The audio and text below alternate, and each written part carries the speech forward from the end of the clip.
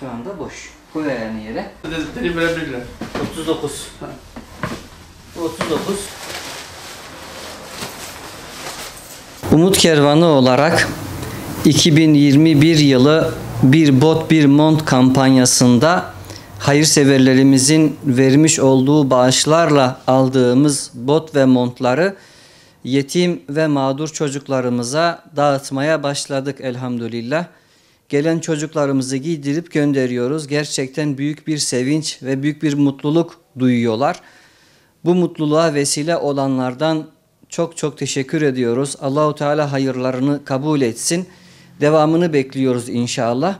Tabii yaptığımız kampanyada istediğimiz sonuca ulaştık mı? Elbette ki hayır. Çünkü tespit ettiğimiz birçok ailenin çocuğu var ve birçoğunu da giydiremedik yani. Sınırlı sayıdaki çocuklarımızı giydirdik. Yine elhamdülillah bu da güzel, hiç yoktan da çok daha güzel.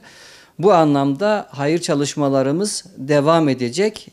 Bu konuda bütün duyarlı hayır sahiplerimize sesleniyoruz. Bizi yalnız bırakmasınlar, hayra ortak olsunlar, bizleri de kendilerine vesile kılsınlar. Allah'ın izniyle her zaman buradayız ve onların hayırlarını mağdur ve mahrum olan çocuklara, yetimlere ulaştırıyoruz.